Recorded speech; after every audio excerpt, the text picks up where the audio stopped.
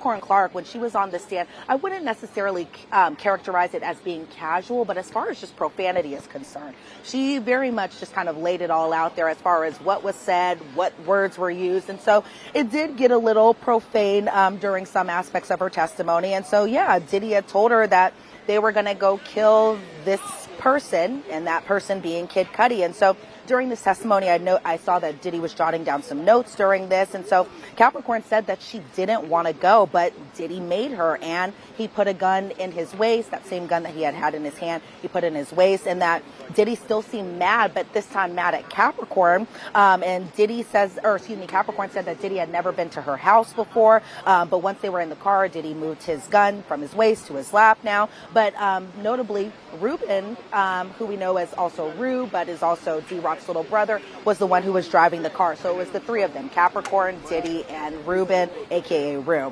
And so, yo, chat, how many Red Bulls should I stop at, man? I ain't trying to go out like Kevin Samuels. No, I'm playing. I love Kevin Samuels.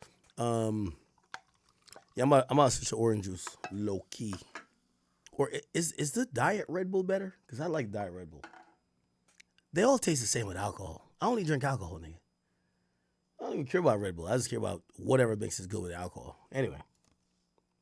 Capricorn explained that she wasn't able to leave the Escalade, which I guess is the vehicle that they had driven down to. She said that everything was just happening so fast. There was no conversation going on. But they went from Capricorn Clark's home all the way down to Kid Cudi's house, or I guess all the way up to Kid Cudi's house in the Hollywood Hills. And then we're showing an exhibit photo of the Google map that shows kind of the direction of driving or direction of travel from Capricorn Clark's house to Kid Cudi's home. And then we see that same exhibit photo of Kid Cudi's front door.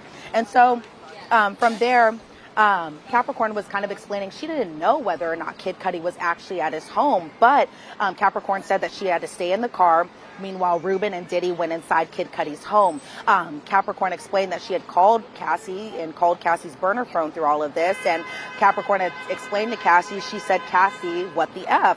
And she had told Cassie that she was brought to Kid Cudi's home essentially to be there so that way they could kill him. And Capricorn actually changed the name from Cassie's burner phone over to, like, I guess her best friend's name, because she didn't want Diddy to find out that she called her to give her the heads up. But guess what happens next? Diddy comes out, and she said that while she was on the phone with Cassie, she could hear Kid Cudi on the phone telling Cassie that this man's in my house. Those weren't the exact words that were said, but you get what I'm going with that. But and Cassie was trying to stop him because he could have been killed in this incident, according to Capricorn Clark.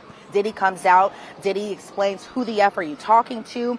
Diddy called that same number back, found out that that's Cassie's burner phone, then got livid knowing Cassie even had this extra phone. And so Capricorn said that Kid Cudi later pulled up to his home. He sped off later, though, and then D-Rock, Capricorn, and Rue all followed him in the same car, chased him until they essentially lost him. But then the police responded.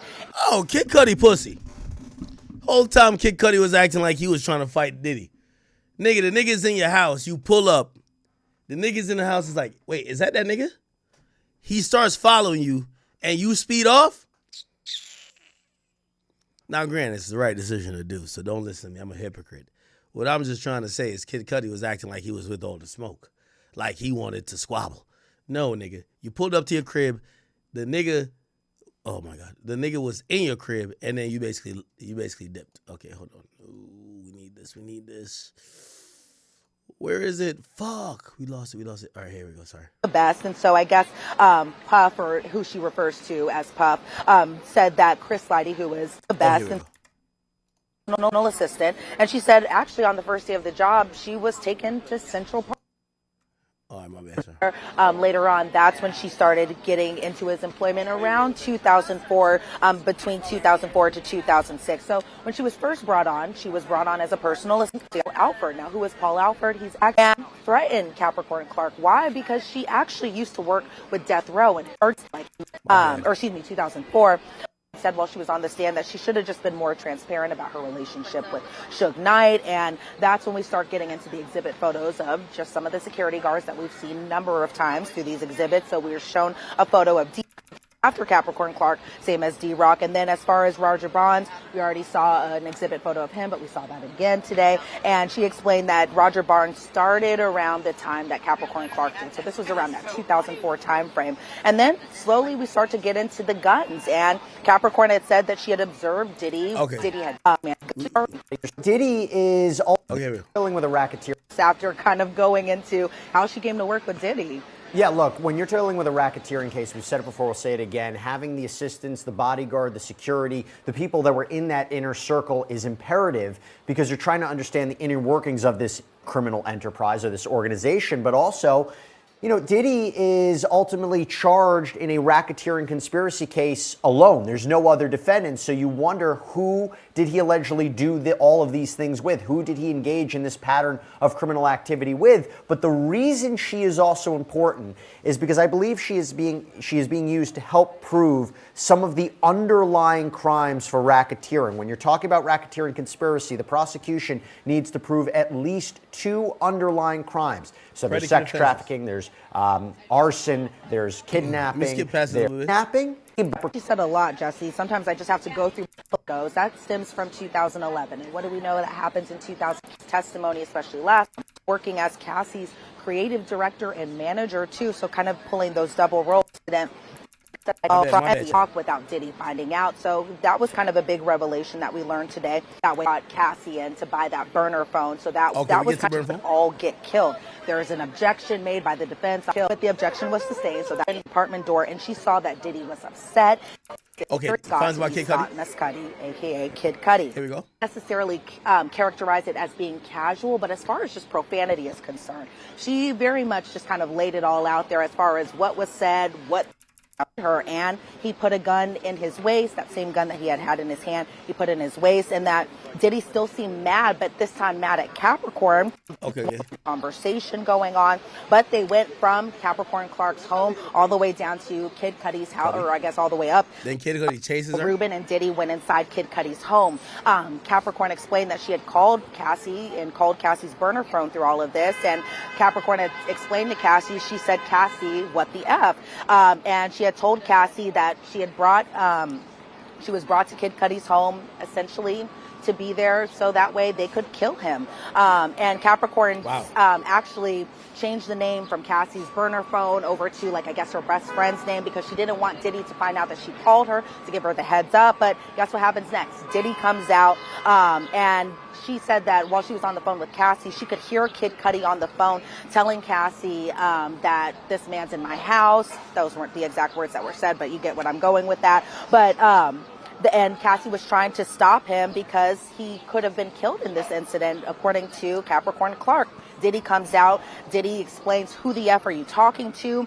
Diddy called that same number back, found out that that's Cassie's burner phone, then got livid knowing Cassie even had this extra phone. And so Capricorn said that Kid Cudi later pulled up to his home. He sped off later, though, and then D-Rock, Capricorn, and Rue all followed him in the same car, chased him until they essentially lost him. But then the police responded, and that's when Kid Cudi, I guess, returns back to his home. And it's interesting because I don't recall under direct or even cross-examination that Kid Cudi explaining that he actually drove to the home before the police arrived. But according to Capricorn Clark, that's what she kind of said happened. But she surprisingly said that Diddy was relatively calm when he saw the police sirens going over to Kid Cudi's home, but that afterwards, Capricorn, Diddy, and Ruben all went to the Key Club, and Diddy told Capricorn to essentially call Cassie and tell her to come over here. And Cassie said, okay, well, come get me. So Diddy told Cassie to tell Kid Cudi not to tell the police that Diddy was the one allegedly behind it and not to make a police report about the incident. The Capricorn told Kid Cudi as well, too, not to file this police report, and that Kid Cudi was essentially mind blown. There was another objection. That objection was sustained, so maybe the mind blown. So Kid Cudi is looking at Cassie like, why the hell you don't want me to call the cops? Kid Cudi, like me, he ready to snitch. He was ready to snitch then. But a down-ass bitch like Cassie, which, by the way, I think this helped the defense. Cassie was a part of this just as everybody else. Remember what we determined last week? Cassie gave the low. Cassie gave the address. won't be in the transcript, but after this event happened and after this, because this was just them going into the home, that Capricorn and Cassie went over to Diddy's house, and Diddy began physically assaulting and being physically violent with Cassie. Capricorn explained that he kept kicking her and he never used his hands. Cassie was crouched into this fetal position. Elizabeth, let me jump in because it's so loud right now. I know we got the sirens going on. This is the beauty of a live shot right outside the federal courthouse. But look, just from my point of view, look, this is really, really important testimony because it helps establish this alleged kidnapping. It helps to back up what Kid Cudi had testified to. It helps to describe and back up and corroborate with what Cassandra Ventura had testified to. All this idea that the jury has to believe that Sean Combs was essentially a mob boss, that he was running this criminal organization and had people engaging in this kind of behavior. And I'll pick it up back to you because the sound stopped. But, also real quick, she talked about her work. And she talked about being forced. I mean, if we're talking about forced labor, it wasn't just the hours. I mean, she talked about the hours she had to work as well, but also the kind of circumstances of her job too, right? She did, and as I'm trying to go through my notes, everyone, that's also the beauty of the live shot, is writing or finding your place where you'd wrote down everything, because you write down so many notes, I should say. But as far as just the overworking that she did, she said on a good night she got... Shout out to my boy King DP on Rumbles. Everybody from R Block, man, I see y'all in the building. Hey. I don't know if y'all on lunch. I don't know if y'all I'm a little lit, but it's all good. Yo, everybody checking real quick. If you're on Rumble, 88 likes is like a disgrace. Hit the like button a little bit. King DP, I see you on Rumble. Lewis Rich, I see you. Candace, MFNF, thank you. And just keep going. Got 4 hours of sleep, and then on a bad night, she got 2 hours of sleep. Okay. So now so on a good day, she said she got 4 hours of sleep. By the way, Capricorn Clark claimed she was getting paid $55,000 a year for all this. Damn. I think 4 hours of sleep is kind of a bad night, but according to her, that was just pretty typical. She said that she even got stress-induced alopecia from working with Diddy. She even had to go to a doctor. She said that around that time frame, she was making about $65,000 as her salary as a personal assistant. But the thing is, Jesse, she went to HR, and HR calculated Capricorn's overtime, and she said that she had enough overtime that was owed to her, totaling about $80,000 of overtime. That's a lot of money. But what did Diddy do? Now, what that's going to be important in is that, this idea of forced labor is going to be like, hey, listen, you worked your employees beyond the scope of what they should be worked. If she had a set salary, she shouldn't be working over a certain amount of hours. Over that time, legally, you're required to pay overtime, okay? Or you have to give certain compensation for days off. And look like Diddy may have not been doing that while working his employees to the bone. And that's what the prosecutor has also tacked on as a RICO predicate offense of this forced labor, saying these people just had to work their ass off, even if they weren't going to be compensated for the time. Whenever he was shown kind of this paper receipt and kind of this document that showed that she was owed $80,000 in overtime, Diddy allegedly ripped up this paper. That's what Capricorn Clark said while she was on the stand. But like a lot of the other assistants that have testified so far, including, David James and George Kaplan as well, that Capricorn Clark's one of her many duties was to set up hotel rooms. And even just thinking about this time frame, right, Jesse, it's from 2004 to 2006. So this was before the Cassie relationship that she was still required to set up these hotels. She said that she would unpack a camera box. This camera box had a camera, lube, baby oil in it. She said that she had to unpack Diddy's clothes, his shoes, a toiletry bag, which the toiletry bag was that Louis Vuitton bag that allegedly had drugs inside of it. She said there were drugs like ecstasy inside this bag. Kind of still the same old tricks, it seems like, too, from just booking these hotel stays, that if it was one of Diddy's girlfriends, because again, this was before Cassie Ventura, that the name for the girlfriend would be Jackie Starr, a same alias that was used by Cassie. She explained that as far as the names for the hotel reservations for Diddy specifically, she said that those could be either Frank Black, they could be Frank White.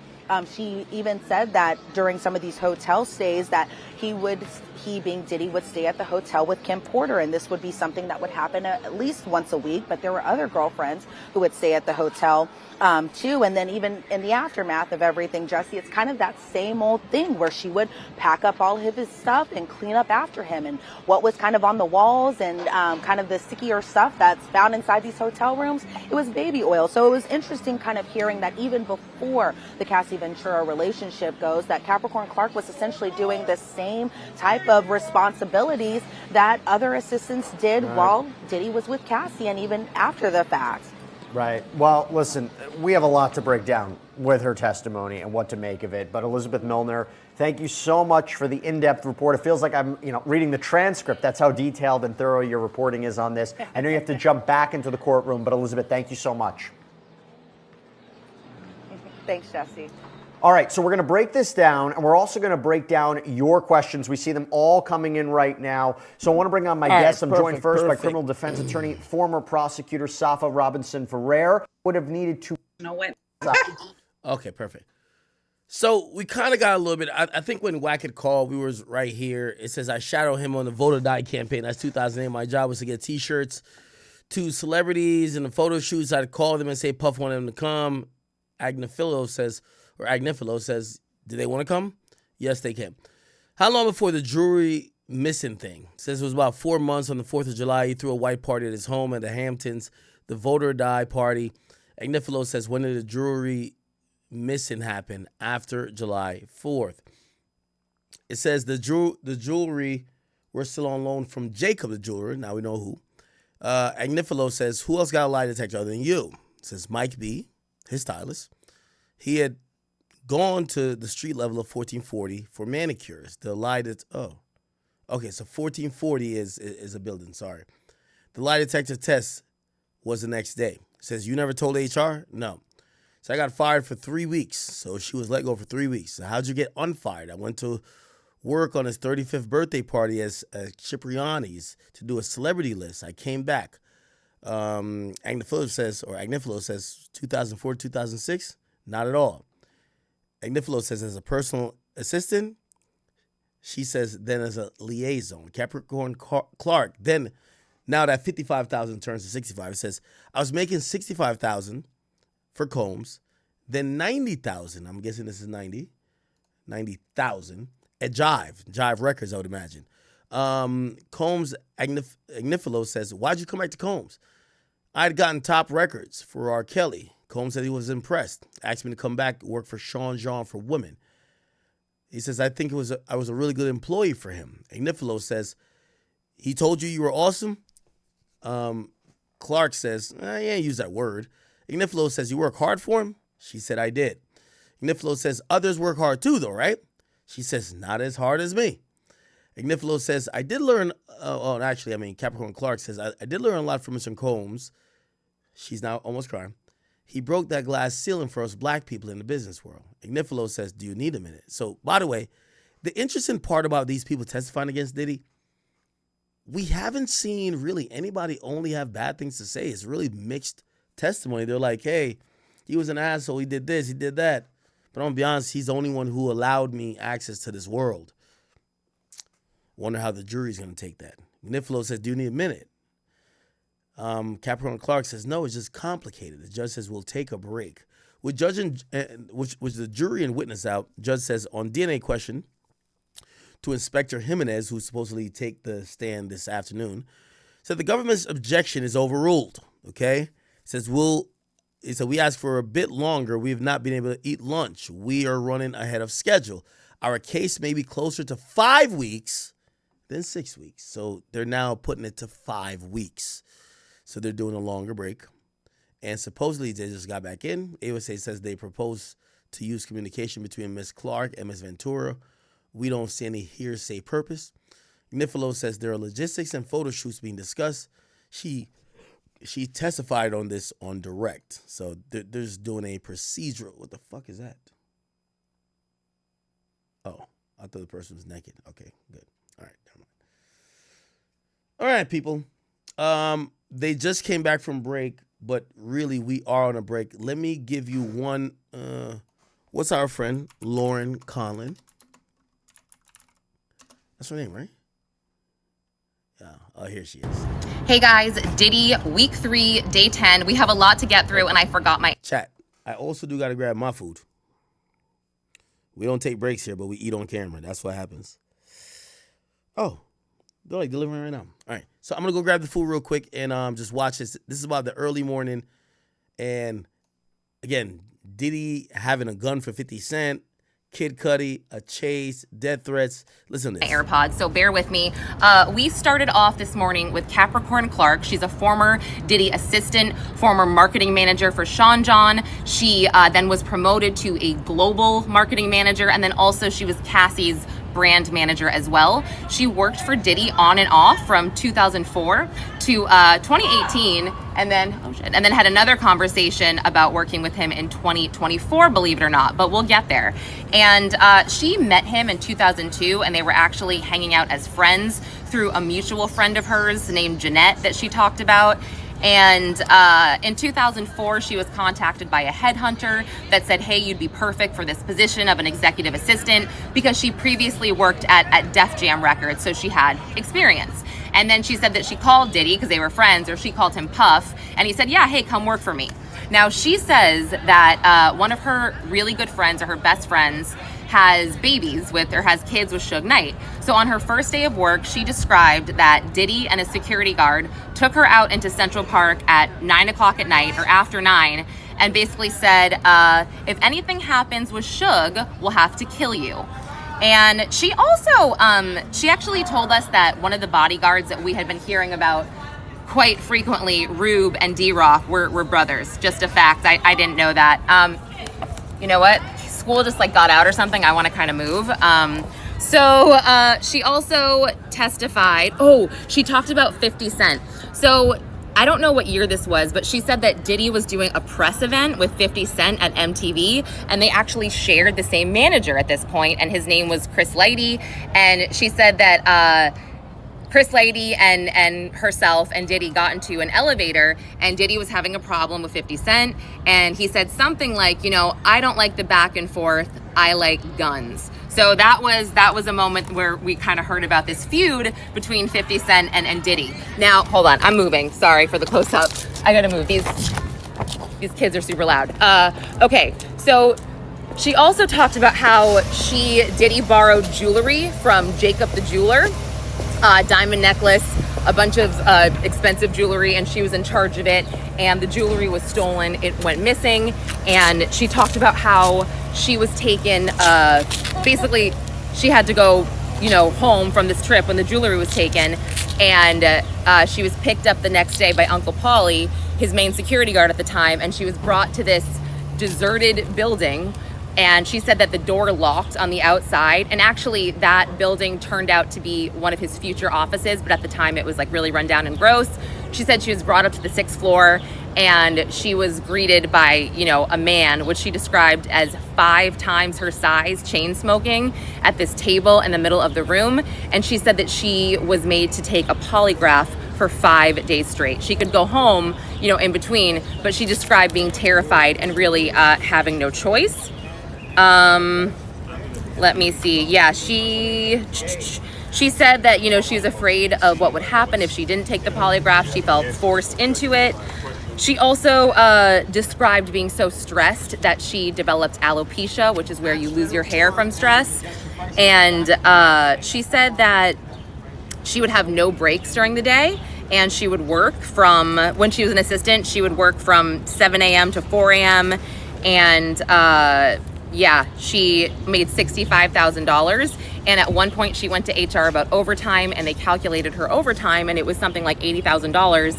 And she said that HR wrote it down for Diddy, and Diddy tore it up, and she never got her overtime.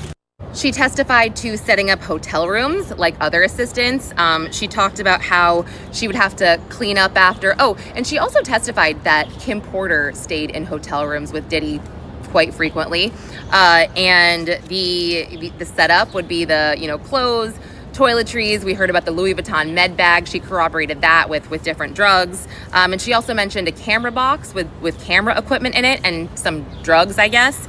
And, she talked about how she would clean up the hotel room after because there'd be baby oil everywhere. She said there'd be handprints on the walls in baby oil, and it would just be, on the floor, on the wall, just kind of everywhere. Corroborating what we've already heard. Let's see what else.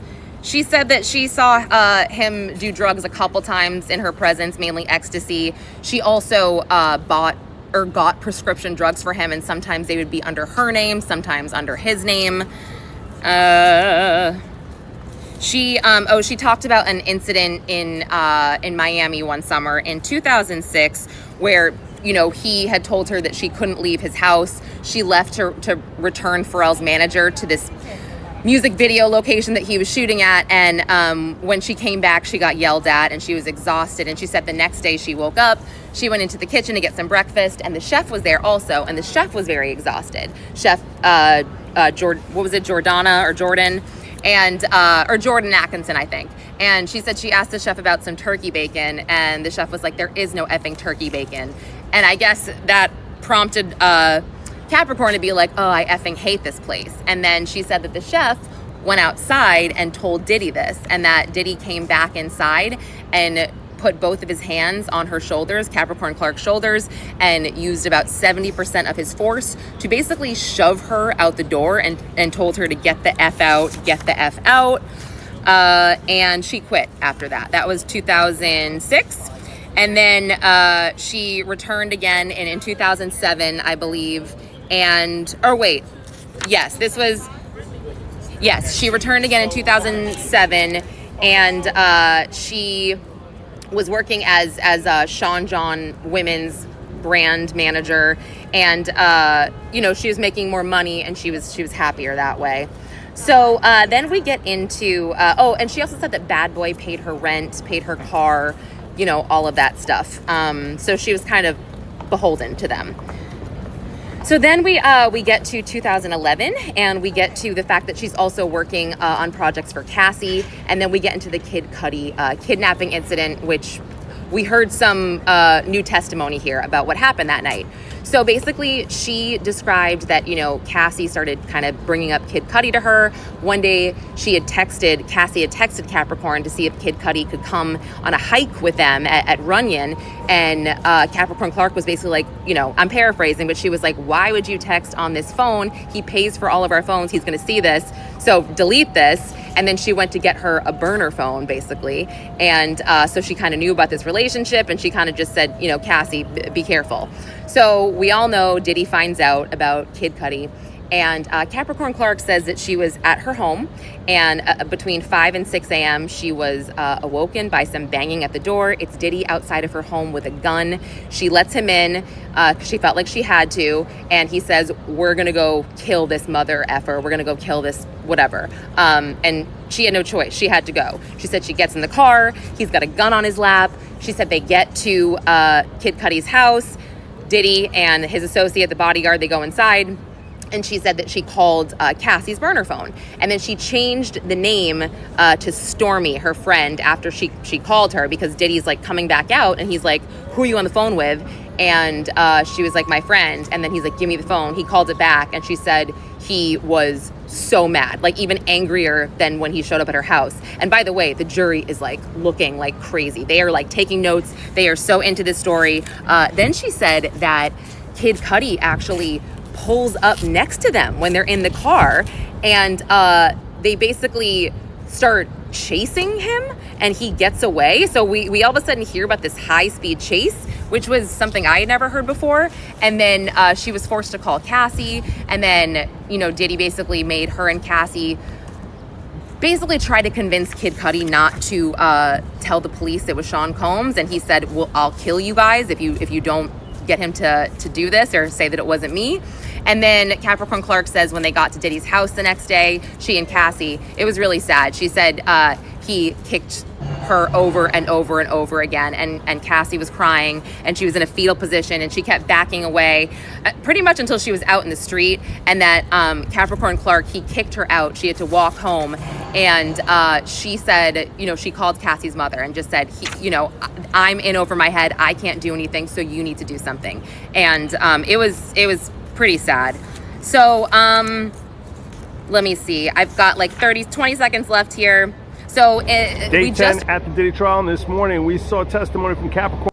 This is logic, and then we're going to get back into hopefully the second half of the day. And 2018, she documented a whole new series of crimes that we had not yet heard about while corroborating testimony from Kid Cudi and Cassie Ventura. I am Joe Neerman, aka Good Logic. I'm an attorney in downtown New York, covering this trial and dropping 2 videos a day, letting you know what's happening inside the courtroom and giving you a legal perspective on matters that you're not going to get from legacy media. If you like that type of coverage, I urge you to please like, share, and subscribe as I bring you details and perspectives you're not finding elsewhere. Now, when Capricorn Clark took the stand today, we had already heard her name several times. During testimony from Cassie Ventura and Kid Cudi, they both identified her as someone they recognize as an ally in the Diddy world, someone who could be a liaison at times to work between them and Diddy when Diddy was particularly outraged with them individually. Now, Capricorn worked for Diddy and first started a relationship with him as a friend of his going back to 2002, and started working for him in 2004, taking various roles.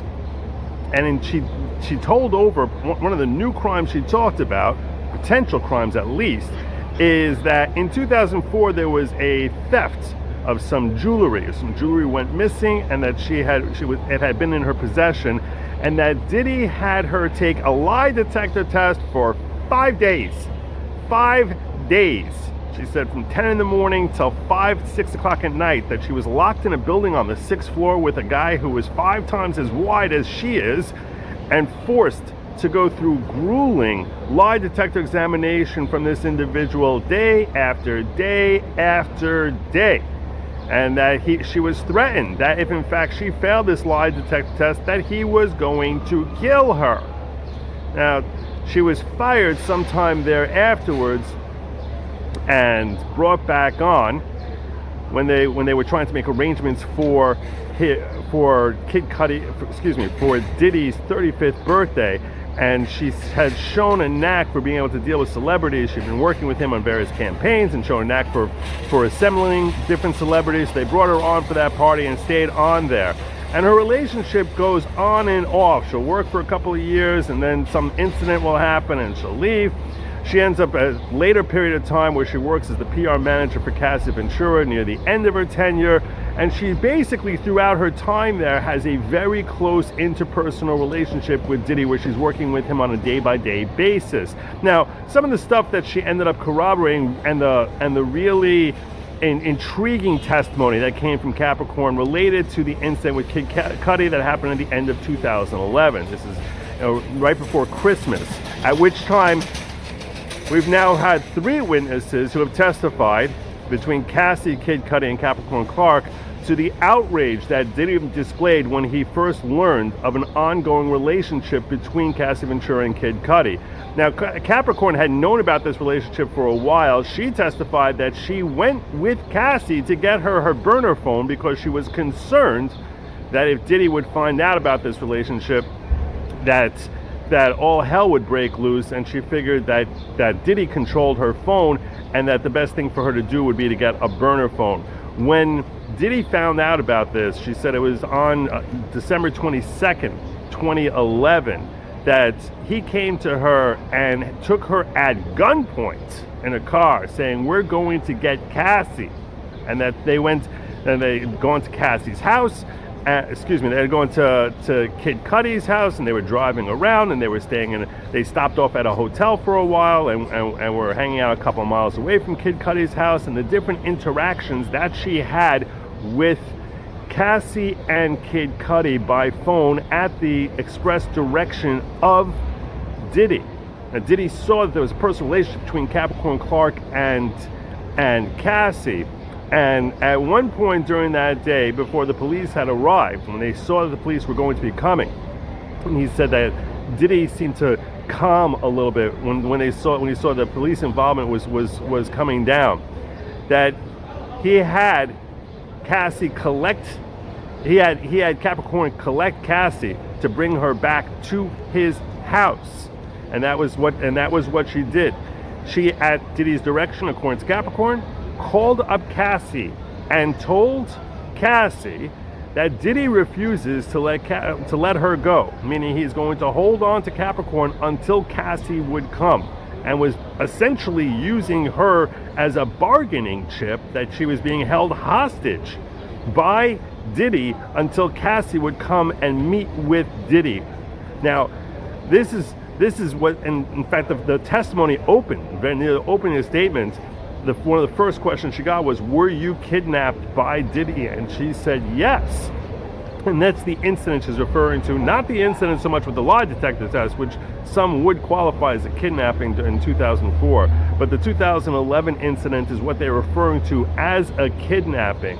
After she ends up collecting Cassie, she also was directed to go to Kid Cudi and contact him and tell him that with the police coming to his house, that he should not identify Diddy as the person who came to his house or having any relationship to it. Otherwise, quote unquote, he said he will kill us all. Meaning, presumably Capricorn, Cassie, and Kid Cudi, that he was threatening that if the police were notified of his involvement in approaching Kid Cudi's house, when Kid Cudi called the police and ended up reporting a break-in, that if he would identify Diddy, that he would kill them all. So this is all very consistent with the testimony that we heard from both Cassie and from Kid Cudi as to the events that went down near the end of 2011. He said after he got Cassie, that Capricorn brought Cassie back to Diddy's house. And that Diddy, this is the hours after Diddy had learned of the relationship between Cassie and Kid Cudi, that he kept kicking her, never using his hands, kicking her in the legs, kicking her in the back, and that she would go back a couple of steps and go back a couple of steps until she ended up going back into the street. He literally kicking her out of her house, not in the way of saying get out, and she's steadily curling more and more into the fetal position. She's crying as she's giving this testimony as to how pitiful Cassie looked and how she didn't intervene because Diddy warned her that if he tries intervening, that he was going to beat her as well, and eventually directing her to leave. And that as she's walking away, she could still hear him kicking her as she's just laying on the ground crying and in a fetal position. What part of her body is he kicking? Whatever part he could access are the parts that he was kicking. Who else was there throughout this entire time? Well, he had a bodyguard with him by the name of Ruben, one of the bodyguards whose names we have heard throughout the course of testimony from other witnesses, including Cassie and Kid Cudi, and that he did nothing to intervene. Capricorn said that she said to Ruben, "You have to do something," when he was, as she says, kicking the snot out of Cassie, not using that word, but that Ruben refused to intervene. She called up another bodyguard who was identified as an ally, so to speak, of Cassie, by the name of D-Rock, and he said that he'll take care of it, but nothing was happening. She said she didn't call the police and she was asked, "Why didn't you call the police?" And she said because the whole incident with Kid Cudi made it very clear that Diddy was not going to tolerate her contacting the police. But what she did do was that she called Regina Ventura, Cassie's mother, and told her the same thing she told D-Rock, that Diddy is kicking the snot out of your daughter, and she said that she'll take care of it.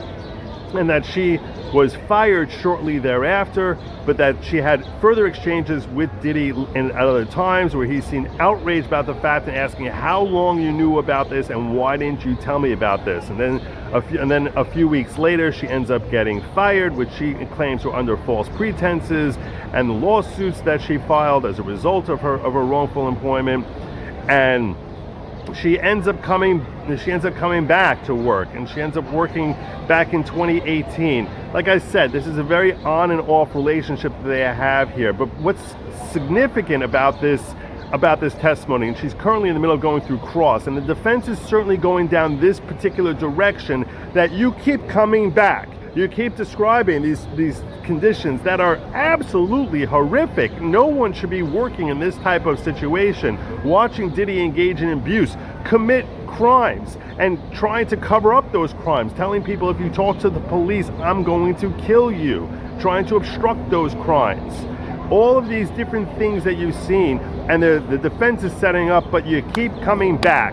You keep coming back, implying to the jury, from the defense's perspective, hopefully, that they shouldn't trust her testimony that was nearly as horrific as she was describing. This has been thematic throughout the defense cross-examinations we've seen so far, where Agnifilo would continually ask every witness we've seen who have spent extended times with Diddy and complained of various abuses, or that they saw or witnessed or were victims of themselves, that you had fun, that were good times. This has been the theme, to try and isolate the particular incidents of abuse and brutality and potentially criminal conduct into being in a box and separate and apart from the overall atmosphere of being in Diddy world. We're still in the middle of cross-examination. I will let you know how that unfolds as this continues. I'm Joe Neerman, aka Good Logic, an attorney in downtown New York, covering this every day. I urge you, if you like this type of conduct, please make. Okay then. All right. So we're kind of getting like a good understanding of what they are saying that happened.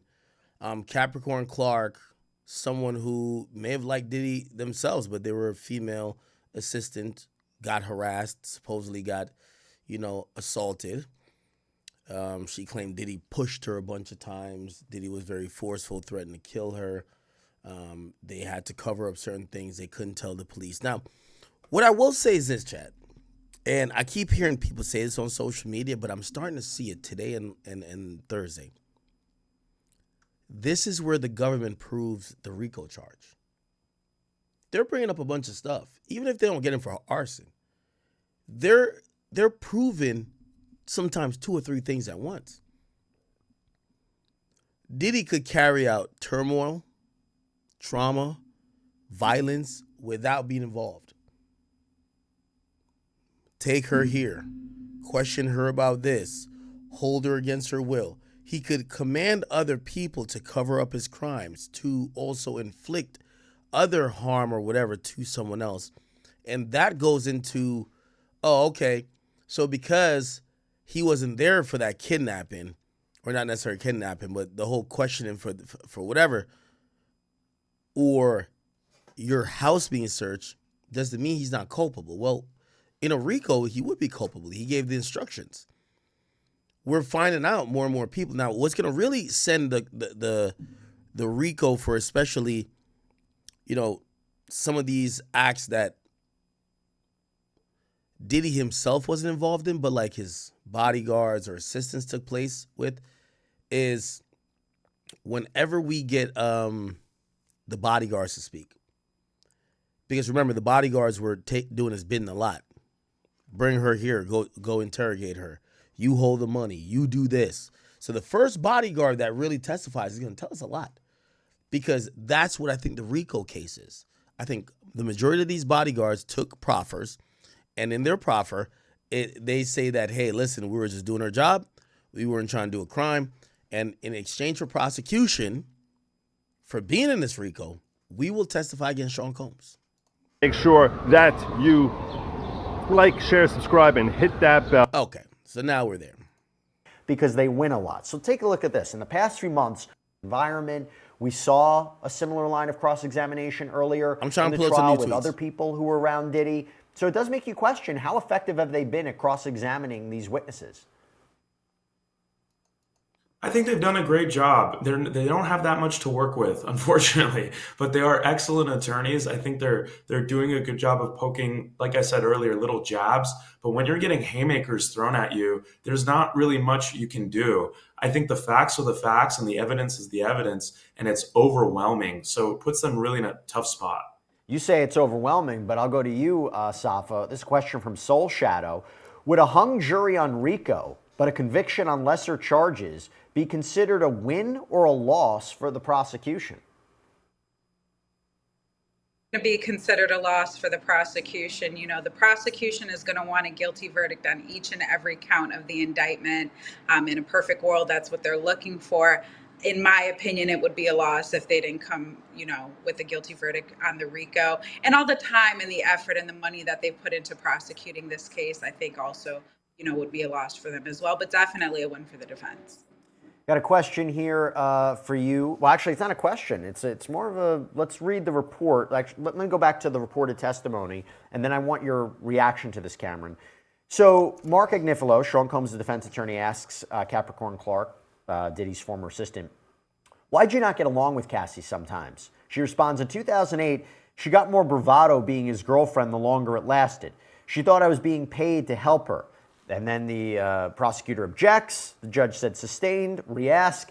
That is an interesting line of testimony because isn't it being built up maybe that Capricorn Clark, I don't know, are they trying to say was jealous? That she had issues with Cassie? That she... Bingo. She was down to help out because she's looking at Diddy as, oh, Diddy got a bunch of bitches. I get paid by Diddy. I just got to make you shut up, move you here, move you there, cool. What ends up happening is that Cassie gets a more important role because now Diddy's popping out with her. Cassie's like, even though Diddy doesn't necessarily say that's my girlfriend, I mean, in the media it was being said as his girlfriend, Cassie herself is only jealous of the one with the kids, which is Kim Porter.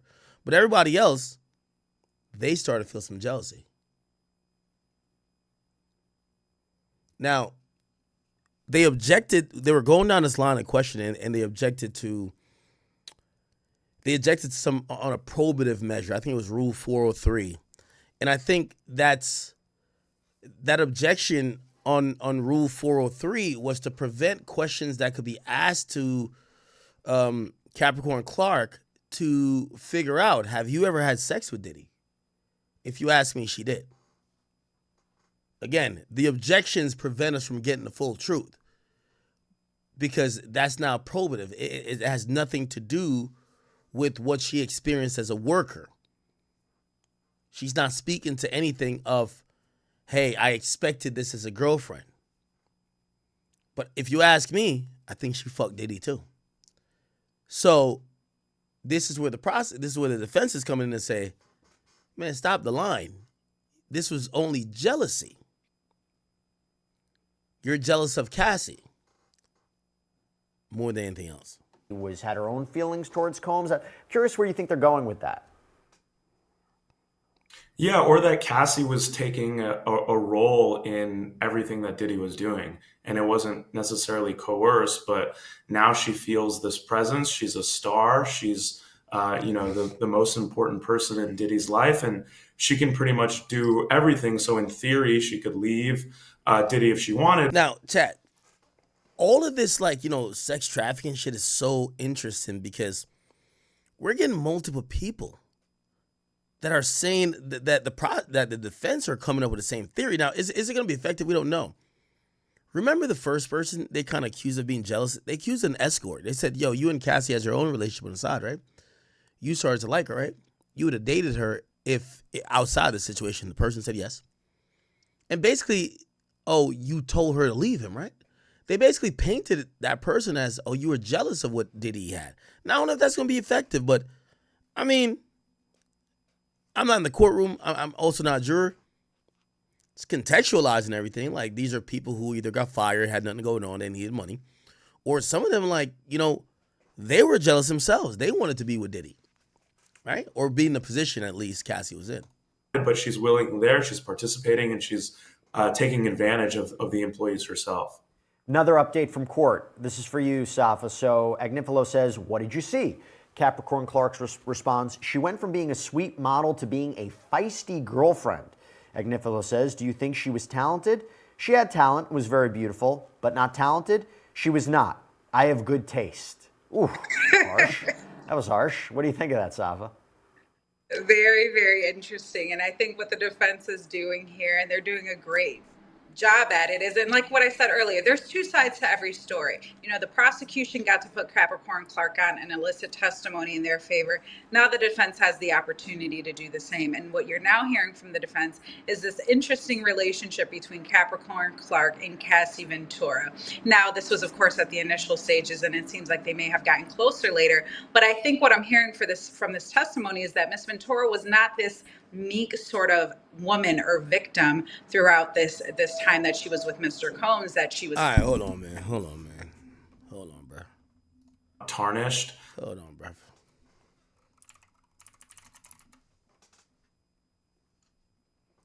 Hold on, bro. Thought y'all was trolling me before. Hold on, bruv.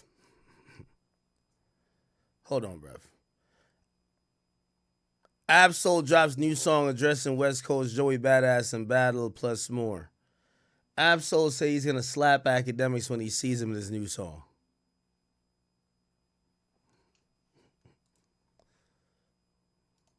Let's hear. B, don't forget the dash. Unless you make the meta math, $OUL OUL you can fucking have. Compliments of the company, car son, across my belly, I prove I won already. Bar none, don't cross the 91 without a pass. You gon' need credentials and premium gas. And I'ma slap Akademiks when I see them. Absol, if you ever raise a hand at me, nigga, it'll be your last day on earth, nigga. You gonna join Nipsey. Nipsey, King Von, Pac, all of y'all gonna be having a good time. Stop playing. I hate you pussy ass rappers. Y'all don't talk tough to nobody. We ain't see you slap nobody. Niggas ain't even hear your voice, my nigga. Stop it. We don't believe you, nigga. And I'm going to the GNX concert. I'm either Toronto or I'm picking another day. So you go, I'm gonna be there. I'm going to you. You ain't coming to Jersey, nigga. You try to slap me, nigga, it's your last day on earth, nigga. You take your last couple deep breaths. Hope you wish your whole family. What are y'all niggas talking about? Fuck is you talking about, nigga?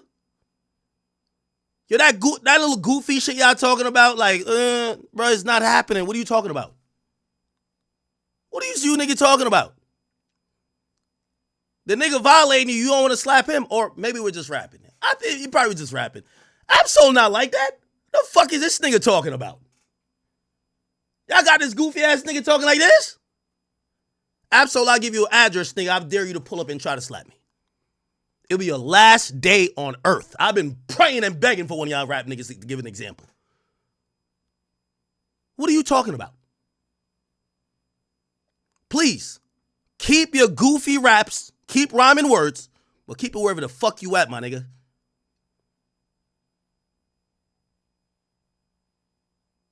Bitch, you could spin. Y'all just GNX tour with just in Jersey. 888 Newark Avenue, Jersey City, New Jersey, nigga. 07306. You could come meet me there. You won't slap nothing, nigga. It'll be the last day you on earth. Stop rapping about doing shit to people who ain't talking about doing shit to you. Stop it. I'm going to call out that bitch made pussy shit every single time. So now when you rap this, you put this on record and you ain't about to do nothing. What am I supposed to say about you? That you a bitch? We never heard about you doing nothing.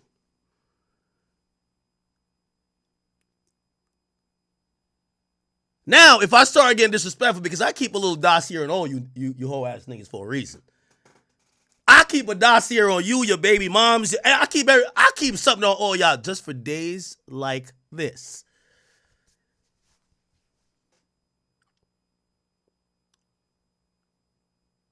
Stop it, my dude. Okay? If Joey Badass giving y'all the beats, get better at rapping. Don't come over here and start talking tough to act. That ain't gonna win you the battle. That ain't gonna win you the battle. And I'm telling y'all rap niggas, I'm a civilian.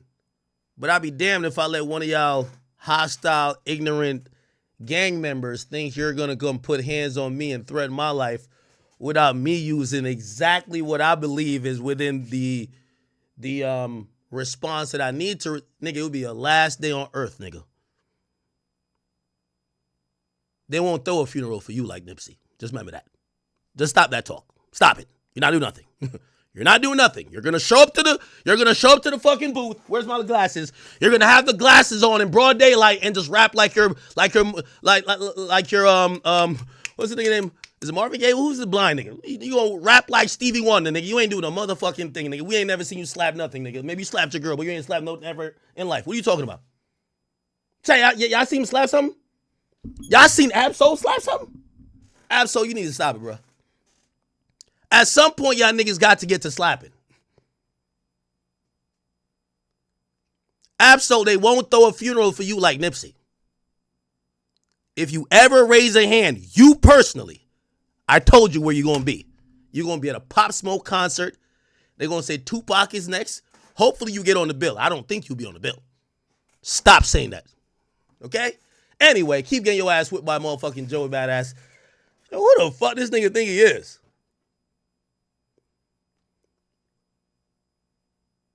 Now, I gave you the address. After this, you're pussy if you don't come see about it. Because you say when you see me like I'm some myth. My address is on Google. I'm telling you where I'm also going to be. If you can't find me at one of them, you're not looking. Take the sunglasses off. Your bitch ass and the rest of y'all West Coast niggas is getting your ass beat by Joey Badass. We ain't seen none of y'all slap nothing. Y'all getting slapped up by whoever the hell bullying y'all out there. Y'all all getting robbed. We seen y'all getting killed. Y'all getting all type of shit. Ack is here cooling, buying cars, millionaire. I got no problems. So when I see, take your glasses off, nigga. Just remember, they won't throw a funeral for you like Nipsey. There might be 2 Uber pools that pull up to your shit. But if you think you're in the slapping mood, continue with acting like you gonna inflict violence on anyone. Continue. Let's get back to it. This nigga's out of his damn mind. Feisty, she was fiery, she made decisions. And all y'all blogs to put out on the headline. They won't throw a fucking funeral for you like Nipsey. You just be the goofy nigga who crashed out, who is like the nigga who Kendrick won't even acknowledge. At least he bring J-Rock on stage. He brings Schoolboy Q on stage. We don't see the nigga in the glasses come on stage. We like, what the fuck is he here for? He's just here. He was supposed to be the rapper. He just saying goofy shit. Okay? Somebody said, act scared. I'm not scared. I'm telling him they won't have a funeral for him like Nipsey. Nigga, the fuck is you talking about? Print it, press it, nigga. The fuck you talking about? And things of that sort. So I think that the defense is back to the Diddy trial. Is eliciting that in order to make a showing that she wasn't just a victim here, that she made decisions on her own, that she, was feisty and things of that nature, which would negate, this idea that Mr. Combs was in so much control of her and her career. Cameron, I mean, as we talk about final thoughts before we wrap things up, do you think the defense did, I mentioned about an effective job cross-examining other witnesses, do you think that they tarnished her credibility? Confronting her with a lot of her text messages between her and Combs about setting up freak-offs, encouraging them. What were her motivations? Do you think that her credibility has taken a hit? I think it's taken a small hit. It's definitely not tarnished.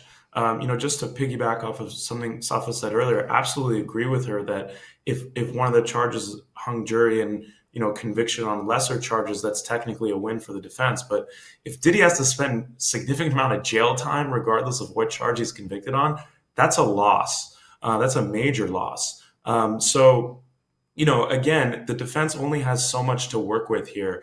They are doing a great job, but I still don't think that they have enough to totally discredit these witnesses and support a defense verdict. Interesting. All right, so Saf, I'll give you the final word. Who's winning this case right now as we're in week 3? Oh, it's a tough call. I think that the prosecution is winning by just a smidge. I would say I don't know that they've established enough to make a finding. I don't like her even saying that because if you think it's close, if it's close, you got to go to the defense. If it's close, you got to go to the defense. Because remember, for the prosecution and when they got to get found beyond a reasonable doubt. Now, you might think it's going to be a mixed decision. If it's a mixed decision, you could go down on a few counts. Maybe that's what she's talking about. But to me, the RICO charge today is looking a lot better than it looked the first day. I think it's 50-50 with Cassie. We haven't heard Jane Doe. And those are the main 3 counts. I think there's like 5 counts, and the other 2 has to do with some other shit. of guilt beyond a reasonable doubt because the government has to prove each and every single element of each and every offense. And I think that there are some significant questions that the jurors are going to have to ask themselves with respect to credibility. And So the Diddy and Cassie situation has been getting freakier and freakier by the day. The more and more I hear about these allegations, Diddy is a freaky man, the king of the freak offs. And Cassie, you feel me? She was young, vulnerable. Um, but like what Axe said, she could have left. Like Diddy was not holding her. Well, this is what's hard for me. Allegedly, Diddy wasn't holding her hostage, but she said on the video that came out in the hotel where he hit her over and drug her back, she was trying to leave one of the freak offs. And Diddy said, "Oh no, you're not gonna leave the freak offs. You gotta, yeah, wait till the dude, bust a nut, allegedly, then all over you, then scrape it off, go in the other room and rub it on my nipples." That's what he wanted. It sounds so crazy to say, but that's what Diddy wanted. Like, we seen him in the robe. I thought he was just fresh out the shower, but allegedly he was probably butt naked. I'm surprised there was no baby oil on her or him, or she wiped it off. That's why he was so mad. It was no baby oil on. Hey man, I genuinely feel bad for Cassie. I feel bad for her husband too, because he has to be in court and he's listening to all these things. And I don't really think Cassie's lying about anything. Like, Cassie just seems like a nice girl, probably like gentle, innocent, like, and she just wanted a career. Like, man, I'm struggling here because I want to be very, very honest about everything, like my point of view. I don't think Diddy was the best of best people, and I think everything he did to Cassie was wrong, and it was definitely manipulative and all that stuff. But like, is it sex trafficking though? Like, this is what he's charged for. Like, domestic violence, yes. Assault, yes. Like, probably a bunch of other crazy stuff, yes. But sex trafficking, bro, I don't know if you could say he was sex trafficking. But it's only day 2 of the trial. And I'm gonna be very, very unbiased about every single thing I say. It's day 2 of the trial. Diddy is he's there every day. They say that he's looking white as hell, he's gray as hell. He's, you feel me? They said he was looking at Cassie the whole time.